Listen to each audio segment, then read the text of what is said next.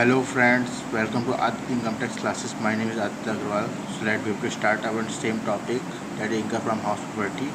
चलिए स्टार्ट करते हैं। ग्रॉस एनुअल वैल्यू, देखिए ये GAB होता है, इसे GAB कहते हैं शॉर्ट फॉर्म में। इसका जो हम लोग इसका फॉर्मूला पढ़ते हैं। एक है not covered by rent control act, जिसमें आते हैं ये 3 points: actual rent, fair rent, municipal value. Actual rent को रेंट रिसीव भी कहते हैं, फेयर रेंट और म्यूनिसिपल वैल्यू। इन तीनों में से जो भी बड़ा होता है वो GAB में आता है। देखिए आप देख सकते हैं which ever is more than GAB। ठीक, अब इसका दूसरा पॉइंट देखते हैं, not covered by rent control act. इसका फार्मूला नीचे दिया गया है। Actual rent, fair rent, municipal value. जो सबसे ज़्यादा इसमें जो सबसे ज़्यादा हाई है वो निकाला जाता है GAB में, और फिर उसका अगला पॉइंट निकाला जाता है एक्चुअल रेंट, स्टैंडर्ड रेंट। ठीक है, इन दोनों में से जो बड़ा होता है वो निकाला जाता है, और फिर जो इन दोनों के जो आंसर आए होते हैं, इन दोनों में से जो छोटा होता है वो लिखा जाता है which ever is less in GAB में। ठीक है, अब आप भी समझ गए होंगे कि इसका फॉर्मूला कैसे यूज होता है। चलिए आगे और भी इसका फॉर्मूला है वो पढ़ते हैं। आइए,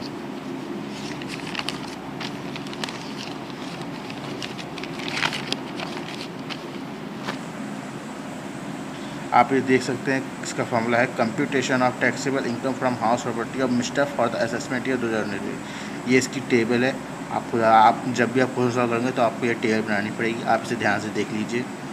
पर्टिकुलर्स अमाउंट पहले आता है GAB, फिर आता है लेस म्यूनिसिपल टैक्स, फिर जो आंसर निकले वो एनुअल वैल्यू, फिर होता है डिडक्शन अंडर सेक्शन 24। हर एक चैप्टर में एक डिडक्शन दी होती है।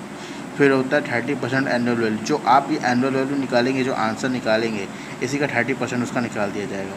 फिर आप निकालेंगे इंटरेस्ट ऑन लोन, फिर आपका आएगा इनकम फ्रॉम हाउस प्रॉपर्टी, और ऐसे आएगा आपका आंसर। कई क्वेश्चन में इंटरेस्ट ऑन लोन भी निकालना पड़ता है, तो आपको इंटरेस्ट ऑन लोन भी देखना पड़ेगा क्या फॉर्मूला है इसका। देखिए, date of loan taken over, date of loan taken over, date of construction completed, date of end of previous year. Construction completed मतलब जो उसमें 1/5 हमेशा लगता है, ये बात हमेशा याद रखिएगा।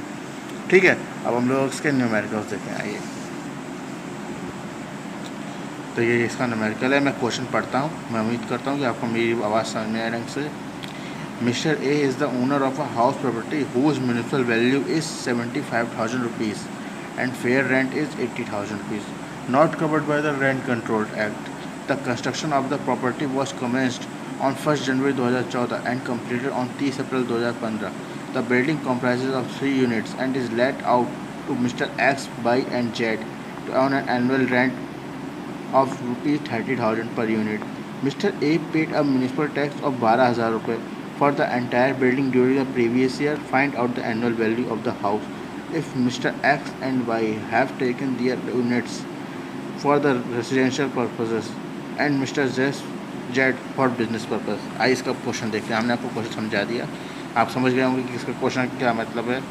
इसमें एक्चुअल रेंट दिया गया 30,000 रुपये, जो कि 3 यूनिट्स है। आप देख सकते हैं, देखिए इधर देखिए, the building comprises of 3 units and is let out to Mr. X, Y and Z for an annual rent of 30,000 रुपये। ठीक है ना, 3 लोगों क्या है, तो इसमें तीन यूनिट्स लगाया गया 30,000 में। 30,000 इंटू 3 90,000। फेयर रेंट 80,000 रुपये निकला है। म्यूनिसिपल वैल्यू 75,000 रुपये। अब हमने आपको पहले बताया था जो इन तीनों में जो बड़ा होता है वही आता है GAB में। तो सबसे बड़ा कौन है? 90,000। देखिए विच एवर इज़ मोर इन 90,000। फिर GAB जो निकला उसका म्यूनिसिपल टैक्स माइनस कर दिया 12,000 और आ गया 78,000। ठीक है, आइए हम लोग इसका अगला क्वेश्चन लेते हैं। हम उम्मीद करते हैं ये क्वेश्चन सामने आया होगा। सेकेंड है, mister A is the owner of a house property in Delhi. The construction of the property was completed on 30 November 2015. The property consist of 4 units. Actual rent received each units is 48,000 rupees per annum. Standard rent of the property under the Delhi rent control act as rupees 2,20,000 रुपये। ठीक, और municipal valuation of the property is 1,65,000 रुपये। Rent of the similar property in the same locality is 2 lakh rupees. Municipal value of paid for hold house of mister A. Guys मैं आपको एक बार बता दूं, जो आपको rent of a similar property in the same locality बताया गया है, ये फेयर रेंट है। ठीक है ना, ध्यान रखिएगा, क्योंकि फेयर रेंट उतना ही यूज़ होता है जहाँ पर कई बिल्डिंग्स होती है, जहाँ पर कई तरह के अलग अलग रेंट होते हैं। ठीक है ना।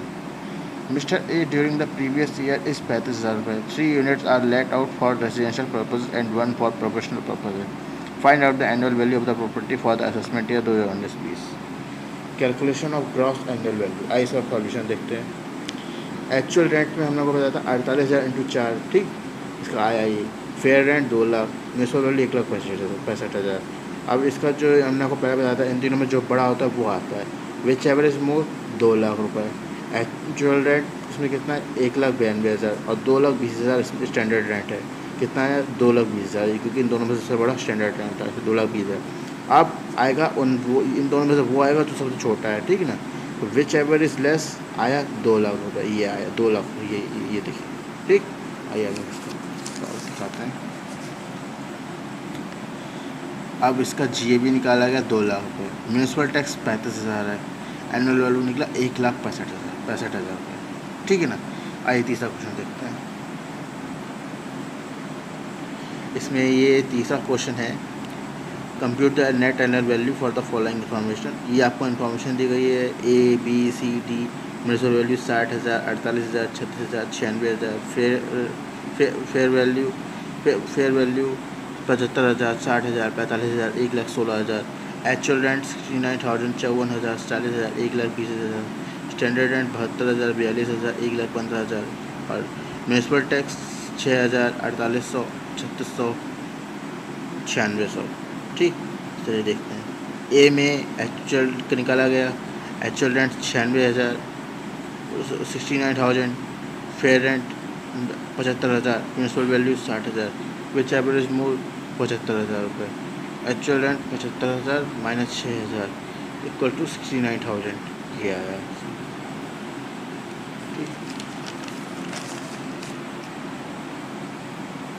B computation of gross annual value, actual rent 54,000, fair rent 60,000, municipal value 48,000। जो सबसे बड़ा था 60,000 आया, और एक्चुअल रेंट स्टैंडर्ड रेंट भी दिया गया, इसमें स्टैंडर्ड दिया गया तो एक्चुअल रेंट तो आएगा ही उसके साथ, एक्चुअल रेंट स्टैंडर्ड। अब इन दोनों में जो बड़ा था वो आया 72,000। अब फिर वो आएगा जो इन दोनों में सबसे छोटा है, तो वो आया ये वाला, ये 60,000, which ever is less. GAB less municipal tax 4,800, 55,200, ठीक। अब calculation of gross annual value, actual rent, fair rent, municipal value 40,000, 45,000, 36,000, ठीक। तो अब आया 45,000।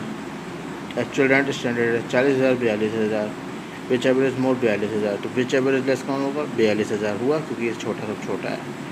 अब इसका GAB जब निकाला गया, GAB 42,000 माइनस 3,600, तो आया 48,300, 48,400।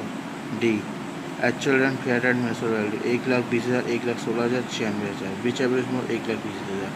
एक्चुअल रेंट, स्टैंडर्ड रेंट 1,20,000 और 1,15,000, तो 1,00,000। गाइस एक बार बता दूँ, अगर दोनों सेम निकलते हैं तो विच एवर लेस में भी हमेशा 1,20,000 ही आता है, ध्यान रखिएगा। GAB 1,20,000, म्यूनसिपल टैक्स 9600, आया 1,10,400। अब इसका अब हम लोग अगला क्वेश्चन देखते हैं। From the following information compute the annual value of the house. Municipal value 4 lakh, fair rent 3,60,000, standard rent 4,50,000, actual rent 50,000 per month. Building remained vacant for 2 months during the previous year. Building खाली पड़ी हुई है पिछले 2 महीने से। Unrealise rent of ₹50,000 रुपये, condition of roof floors are satisfied. Third है municipal tax paid by the owner 25,000 रुपये, एंड टेनेंट ₹25,000। तो अब लोग उसका सॉल्यूशन देखते हैं। Calculation of gross annual value, actual rent है 6 लाख, जो 50,000 इंटू 12 किया गया। फेयर रेंट है 3,60,000, म्यूनसिपल वैल्यू है 4 लाख। इन तीनों में से जो बड़ा निकला वो है 6 lakh.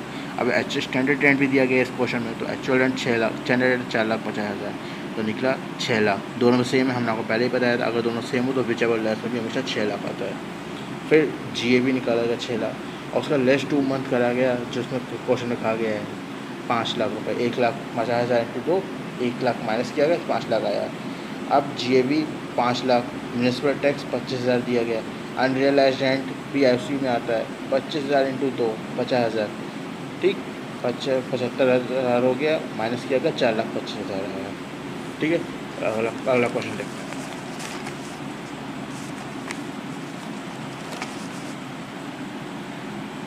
Mr. Ram owns a house property. Its annual letting value is 80,000 to a tenant on a monthly rent or ₹7,000. He claimed the following expenses actually incurred by him. Municipal taxes ₹8,000. Expenses for the recovery of rent of ₹600.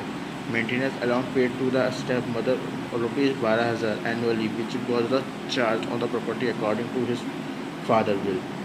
The house remained vacant for 1 month during the previous year. Find out the income from house property for the assessment year 2019-20. अब calculation of gross annual value. Actual rent 84,000 आया, 7,000 into 12 करेंगे तो 84,000 आएगा। ठीक, fair rent 80,000। Gas एक बार ध्यान रखिए, यदि अगर actual rent, fair rent, municipal value में से केवल अगर एक्चुअल रेंट नहीं देगा तो क्वेश्चन सॉल्व कभी नहीं हो पाएगा। लेकिन अगर म्यूनसिपल वैल्यू या फेस वैल्यू में से, फेयर वैल्यू में से, फेयर रेंट में से कोई एक नहीं दिया तो कोई बात नहीं होती है। ठीक है ना। तो विच एवर इज मोर 84,000। आइए इसका आंसर देखते हैं। GAP निकला 84,000, less 1 month 7,000 into 7,000 into 1 month तो आया 7,000, माइनस किया 77,000। अब इसका जो टेबल वो देखते हैं। Computation of taxable income from house property of mister Ram for the assessment year 2019-20। JB 70,000, less municipal tax 8,000, 69,000, less deduction under section 24। जो 30% एनुअल लोन निकलेगा वो 69,000 का ही निकाला जाएगा, 20,700। Interest on loan 0। ठीक, अब 20,700 को इससे माइनस किया गया, 48,300 इनकम फ्रॉम हाउस प्रॉपर्टी निकला। तो ठीक है फ्रेंड्स, यदि अगर आपको हमारी ये वीडियो पसंद आई हो तो please like, subscribe and share it. Thank you so much.